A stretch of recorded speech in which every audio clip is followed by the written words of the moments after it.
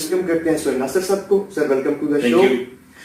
سر ہم پی جی آئی ٹیم کے پاس آپ کے علم میں ہے کہ بہت زیادہ سوالات آ رہے تھے ٹرائل کے اوپر ڈفرینٹ سٹیجز کے حوالے سے. تو آج ہم آپ سے پوچھیں گے کہ ٹرائل کی فیزز کیا ہیں, اگر یوں کہا جائے کہ ایک ٹرائل کو کتنی سٹیجز میں ڈیوائڈ کیا جا سکتا ہے تو اس کے اوپر آپ کیا دیں گے؟ Thank you very much for selection of this particular topic. بہت بڑا ایک یہ میں سمجھتا ہوں ٹاپک ہے, اس کو ڈیفینیٹ ٹائم لگے گا. دیکھیں کسی بھی میجسٹریٹ کے لیے ٹرائل کورٹ کے لیے, چاہے وہ سیشنز کورٹ ہو چاہے میجسٹریٹ کورٹ ہو, ٹرائل کی سٹیجز کو سمجھنا بڑا ضروری ہے.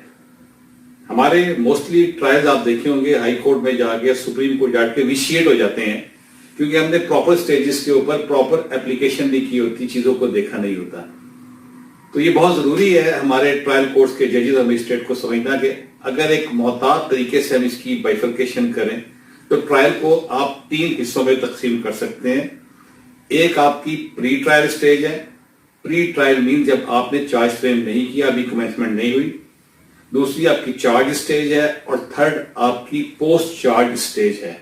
تو اگر آپ 3 چیزوں کو سمجھ لیں اچھے طریقے سے تو میرا نہیں خیال کہ کسی کورٹ کے اندر جو ٹرائل ایک دفعہ پروسیڈ ہوتا ہے اس میں کوئی ایسی رکاوٹ آئے گی جس کی وجہ سے ٹرائل کورٹ کو دوبارہ اسی مقام پہ جانا پڑے جہاں سے غلطی کی تھی. تو 3 بیسک سٹیجز میرے پوائنٹ آف ویو سے بنتی ہیں. پری ٹرائل کو سر کیسے فردر آپ الیبوریٹ کریں گے؟ پری ٹرائل میں کون کون سے سٹیپس آتے ہیں؟ دیکھیں پری ٹرائل سٹیپس تو بہت سارے آتے ہیں. کوشچن ہمارا یہ ہونا چاہیے خیال میں کہ پری ٹرائل میں سب سے امپورٹنٹ اور سب سے بیسک سٹیپ کیا ہے, کہ کیا اگر آپ نے اس بیسک سٹیپ کو اوور لک کر دیا تو اس کے نقصانات ہو سکتے ہیں آپ کو 5 سال بعد نظر آئے, 10 سال بعد نظر آئے. میں ہمیشہ کہتا ہوں کہ کورٹ کی غلطی سے کسی شخص کو سزا نہیں ملنی چاہیے. ٹھیک ہے, آپ دیکھیں اپنا سی آر پی سی کا پارٹ 6 ہے, چیپٹر 15 پارٹ بی ڈیل کرتا ہے, جس کی پروویژن ہے سیکشن 190 سے لے کے 199 بی تک. وہ کیا ہے؟ It relates to کاگنیزنس.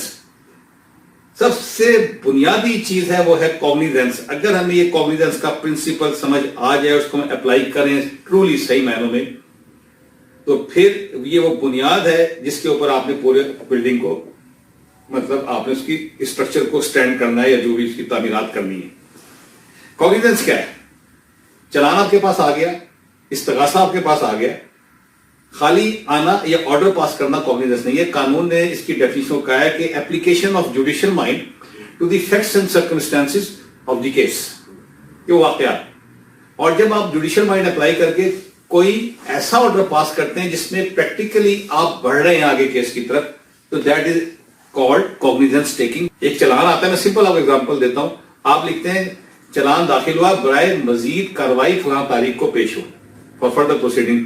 This does not amount to take cognizance because آپ نے کوئی ایسا آرڈر پایا جس سے آپ آگے بڑھتے جا رہے ہیں. But the moment you pass the order کے چلان آ گیا اور ملزمان کو فلاں تاریخ کے لیے طلب کر دیا جائے, it means now you have taken the cognizance. تو cognizance بڑی امپورٹنٹ چیز ہے.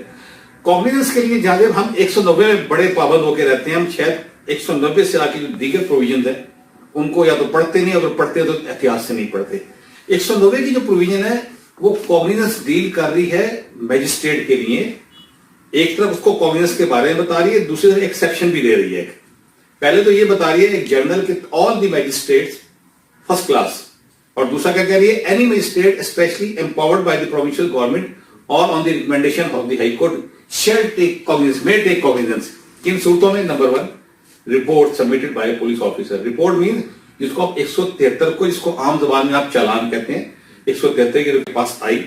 Number 2 complaint. کمپلینٹ میں استغاثہ, اور کمپلینٹ یاد رکھیے گا کمپلینٹ میں رپورٹ انکلوڈ نہیں ہے سیکشن 4 کی ڈیفینیشن کی روشنی میں. 2 چیزیں. Number 3 upon is on information, کسی تیسرے شخص نے انفارمیشن دے دی یا اس کو خود پتہ لگ گیا. تیسری کیٹیگری کو آپ سو موٹو بھی کہہ سکتے ہیں کہ کوئی آفینس کمٹ ہو گیا, اس کو پتہ لگ گیا, تو وہ کاگنیزنس 3 صورتوں میں لے سکتا ہے.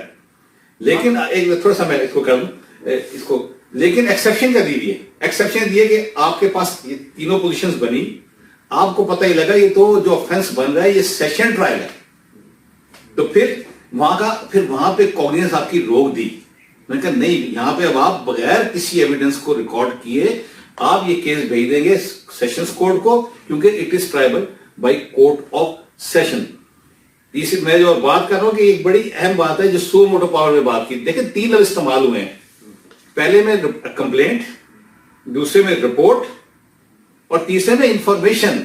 यानी जब आप सी की सो मोटो की बात करते हैं तो वहां लफ्ज इंफॉर्मेशन है। इट मीन ना तो आपके पास कंप्लेंट आई प्रॉपर जिस तरह चाहिए थी, ना आपके पास चलान आया, आपको खुद पता लग गया और आपने कहा ठीक है जी मैं कॉग्निजेंस लेता हूं और मैं प्रोसीड करता हूं, और एक्सेप्शन मैंने आपको बता दी। ये प्राइमरी चीज है जो किसी भी मजिस्ट्रेट के पास चलान आने के बाद खुद देखनी है और आगे कोर्ट ऑफ सेशंस को भी देखनी है। ये जो थर्ड आपने इवेंचुअलिटी बताई कि कोई भी मैजिस्ट्रेट आज खुद नोटिस लेके चीज उसकी इंफॉर्मेशन को इस तक पहुंची और उसने इसका कॉग्निजेंस ले ली उस किसी केस का, तो ये कि ऐसा नहीं कि वो एक्यूज के राइट्स को प्रेजुडिस करे इस तरीके से। यस, कानून ने बड़ी विजडम इसमें आगे चल के दिखाई है, क्योंकि जाहिर सी बात है नो वन कैन बी जज ऑफ हिज ओन कॉज। मुझे पता लगा, मैंने यहाँ एक वाकया होते हुए देख लिया, मैंने खुद ही कॉग्निजेंस लिया, खुद ही ट्रायल किया, मैं खुद ही विटनेस हूं, तो आगे जो मैंने कहा ना प्रोविजन हमें आगे पढ़नी चाहिए, हम थोड़ी सी उसमें शायद लापरवाही करते हैं। सेक्शन 192 सीआरपीसी का बड़े वाज़ेह तौर पे फराहम करता है कि अगर आपने सो मोट एक्शन किया है और case tribal by court of sessions नहीं है, तो फिर आप उस एक्यूज को इन्फॉर्म करेंगे कि जेंटलमैन आपको पूरा इख्तियार है, अगर आप चाहें तो ये केस किसी और मजिस्ट्रेट से आप समाअत करवा सकते हैं। This is duty of that magistrate. वो उसको बताएगा, एक या एक से ज्यादा अगर मुल्जमान है और उनमें से एक मुल्जम भी इत्तला उठाता है कि नहीं सर आप ये ना करें क्योंकि आप खुद इसमें एक किस्म के कंप्लेनेंट हैं, तो फिर वो मजिस्ट्रेट पाबंद है उस केस को कोर्ट ऑफ सेशंस जैसे हमको भेजने का, ताकि वो आगे फर्दर किसी और कोर्ट को ट्रांसफर हो सके। तो लॉ ने सेफगार्ड प्रोवाइड किया इसका। ओके सर, नेक्स्ट क्वेश्चन मैं आपसे ये पूछूंगा, क्या सेशन कोर्ट खुद से किसी केस की कॉग्निजेंस ले सकती है? नहीं, सेशन कोर्ट के पास कोई पावर नहीं है। दो कॉन्सेप्ट हैं जहां से, एक डायरेक्ट कॉग्निजेंस का, एक इनडायरेक्ट कॉग्निजेंस का। जनरली जो सीआरपीसी के तहत हमारी सिचुएशन बनती है वो इनडायरेक्ट कॉग्निजेंस के हवाले से बनती है। दैट मीन्स कि 190 के तहत रिपोर्ट या कंप्लेंट जो हमने कहा बताया आया और फिर उसने भेज दी।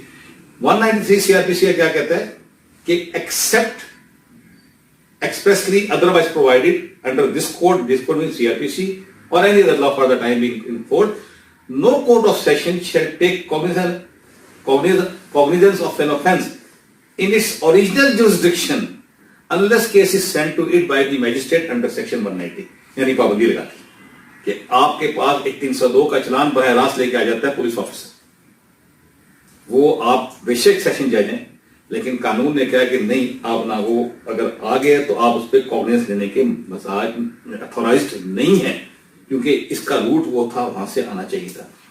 डायरेक्ट कॉग्निजेंस का प्रिंसिपल क्या है? जहां पे कानून कहता है कि ये केस बराह रास्त कोर्ट ऑफ सेशंस में जाना है। मैं आपको मिसाल दे सकता हूं, मतलब आप जिस तरह एंटी टेररिज्म कोर्ट में अगर आप बैठे हैं, वहां पे कह दिया है कि चलान बराह रास्त उस कोर्ट में जाएगा। एक जमाने में हमारी सप्रेशन ऑफ प्रेस एक्टिविटीज की कोर्ट थी, वहां जाएगा।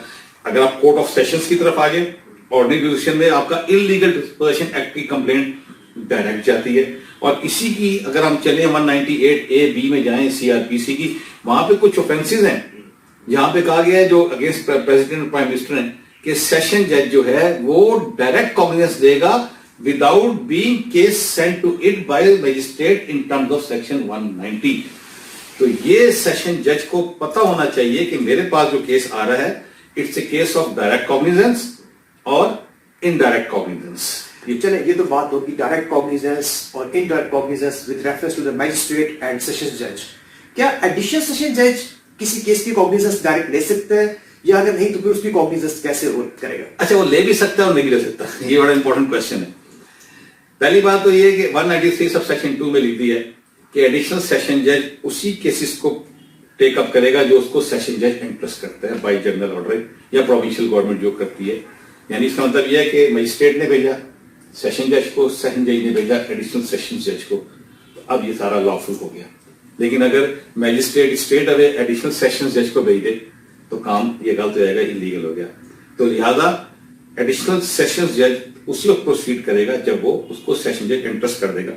अब मैंने कहा हो भी सकता है, वो कब हो सकता है कि ऑलरेडी आप एक केस को डील कर रहे हो, आपके पास मर्डर केस आ गया, इलीगल डिस्पोजेशन का केस आ गया, एडिशनल सेशन जज आप डील कर रहे हो, उस जुडिशियल प्रोसीडिंग के दौरान कोई ऐसा ऑफेंस कमिट हो गया, 228 का हो गया या कोई फौज डॉक्यूमेंट आ गए, तो फिर 476 एक सीआरपीसी की प्रोविजन है یہاں پہ وہ آپ کو امپاور کرتی ہے ڈائریکٹ کاگنیزنس کے لیے, کیونکہ میٹر آپ کے پاس پینڈنگ تھا, اس میٹر سے آف شوٹ ہوا ایک آفینس. اب اس کے لیے ضرورت نہیں ہے کہ وہ مجسٹریٹ کے پاس جائے وہاں سے. تو یہ ایک پوزیشن ہے جہاں پہ ایڈیشنل سیشن جج اور دی سیشن جج اور ایون دی میجسٹریٹ, اس کو کوئی ضرورت نہیں پوچھنے کی, اگر وہ مرج ہوا وہاں سے تو ڈائریکٹ کاگنیزنس وہ لے سکتا ہے. جی اچھا سر, کیا ایسا بھی ہے کہ کچھ ایسے آفینسز قانون میں بیان کر دیے گئے ہوں جن میں کاگنیزنس لینے سے پہلے کچھ سرٹن پری ریکوزٹس بیان کیے گئے ہیں جن کو فلفل کرنا ضروری ہو, اور اگر وہ پری ریکوزٹس فلفل نہ کیے جائیں تو کاگنیزنس نہیں لی جا سکتی؟ یس, نیگیٹو لینگویج یوز ہوئی ہے. اگر آپ سیکشن 195 کو پڑھیں, کچھ آفینسز ہیں جو 193, 194, 172 سے لے کے 188 پی پی سی تک بڑی امپورٹنٹ ورڈنگ ہے. کلاس میں نے کہا نو کورٹ شیل ٹیک کاگنیزنس, یعنی نیگیٹو ورڈنگ سے سٹارٹ ہو رہا ہے. وہ آفینسز کلاس اے میں بتائیں کہ اگر وہ جوڈیشل پروسیڈنگ کے دوران کمٹ ہوتے ہیں, سوری اگر وہ کمٹ ہوتے ہیں اور جو کنسرنڈ پبلک سروینٹ ہے, یعنی کہ ایک بندے نے ایک اطلاع دی پولیس آفیسر کو, ایف آئی آر کرائی, وہ جھوٹی ثابت ہو گئی, اور اب اس کے بعد 182 کا اس کے خلاف پروسیڈنگ ہونی ہے, تو وہ 182 کی پروسیڈنگز کیسے ہوگی؟ وہ جس آفیسر کو انفارمیشن دی گئی ہے اب وہ کمپلینٹ لانچ کرنے کا اختیار رکھتا ہے. تو اگر وہ کمپلینٹ پرائیویٹ بندہ لے کے آ جاتا ہے, ادروائز آتی ہے, تو نیگیٹو لینگویج میں کہا ہے کہ اس پبلک سرونٹ کی طرف سے وہ کمپلینٹ آنی چاہیے, یا وہ پبلک سرونٹ جس کا سب آرڈینیٹ ہے اس کی ہائر اتھارٹی جو ہے اس کی طرف سے آنا چاہیے. نمبر 2, پرجری ہو گیا, آپ کی کورٹ پروسیڈنگ میں انٹرپشنز ہو گئی. یہ آفینسز اگر جوڈیشل پروسیڈنگ میں کمٹ ہوتے ہیں تو وہ کورٹ جس کے سامنے کمٹ ہوئے ہیں وہ کورٹ کمپلینٹ بنا کے دوسری کورٹ کو بھیجتی ہے تب, یا اس کورٹ کی جو ہائر اتھارٹی ہوتی ہے وہ. نمبر 3, ڈاکومنٹس کے حوالے سے کوئی آفینس کمٹ ہوتا ہے ڈیورنگ جوڈیشل پروسیڈنگ, جو انہوں نے پرووائڈ کیے ہوئے ہیں 463, 471, 475, 476, وہ بھی اگر جوڈیشل پروسیڈنگ کے دوران کمٹ ہوتے ہیں تو جس کورٹ کے سامنے وہ کمٹ ہوئے ہیں وہ کورٹ کمپلینٹ اگر بنا کے بھیجتی ہے, یا اس کی اوپر والی کورٹ کمپلینٹ بھیجتی ہے, پھر تو ان آفینسز کا کاگنیزنس ٹرائل کورٹ لے گی, ادروائز کاگنیزنس لینے کا ان کو اختیار حاصل نہیں ہے. سر اگر آپ کاگنیزنس کے چیپٹر کو سم اپ کریں تو وہ آپ کیسے کریں؟ دیکھیں, سم اپ میں اتنا ہی کہوں گا, میں نے بنیادی باتیں تو آپ کو بتا دی اور آپ کو سیکشن 195 تک بھی لے گیا. کاگنیزنس کیسے لینا ہے, ڈائریکٹ کیا ہے, انڈائریکٹ کیا ہے, اور کاگنیزنس لینے کے باوجود وہ کون سے پیرامیٹر جو آپ نے دیکھنے ہیں. سمپلی دوستوں کو کہوں گا, اپنے تمام جو میرے ویورز ہیں جو پروگرام سن رہے ہیں, کہ اگر آپ اس چیپٹر پارٹ بی کو ذرا غور سے پڑھ لیں 199 بی تک, تو وہاں کیا ہے, وہاں پہ آپ نے دیکھنا ہے کہ اگر کمپلینٹ آنی ہے تو کمپلینٹ کون لے کے آئے گا, اگر وہ شخص لے کے آئے گا اس کی آتھرائزیشن کون کرے گا, اگر وہ ایگریوڈ ہے تو ایگریوڈ سے کیا مراد ہے, ایڈلٹری کے کیسز میں ایگریوڈ کی دی ہے. اور ایک اور بات, جنرل پرنسپل ہم دیکھتے ہیں, اور یہ بڑی امپورٹنٹ جنرل پرنسپل زیادہ ہم سنتے ہیں کہ کرمنل لا میں اگر آپ نے کوئی ایف آئی آر کٹوانی ہے یا کمپلینٹ کرانی ہے تو لمیٹیشن کوئی نہیں رن کرتی, جو جنرل ہے. لیکن اس یہاں پہ کچھ آفینسز جو آفینسز اگینسٹ پریزیڈنٹ ہیں یا گورنر ہیں, وہاں پہ 6 مہینے کے اندر کورٹ میں آنا بہت ضروری ہے from the debt of commission of offence. تو آپ جب ان کو پڑھ لیں گے آپ کو پتہ لگ جائے گا کہ کیا کیا رکاوٹیں ہیں, کس کس کی ریکمنڈیشن ریکوائرڈ ہے, کس کی سینکشن ریکوائرڈ ہے, کون ایگریڈ پرسن ہے, اور ایگریڈ پرسن اگر نہیں آ سکتا تو کیا وہ کسی کو آتھرائز کر سکتا ہے. تو جب یہ ساری چیزوں کو آپ سمجھ لیں گے تو I ensure to my all the friends جو ٹرائل کورٹس میں کام کرتے ہیں کہ ان کو کبھی بھی کاگنیزنس کے حوالے سے کوئی ڈیفیکلٹی میرا نہیں خیال آ پائے گی. سر ایک بلٹ لائن اگر آپ سے پوچھوں میں کہ کاگنیزنس میں اگر مسٹیک ہو جائے تو اس کے ایفیکٹ ٹرائل کے اوپر کیا آتے ہیں؟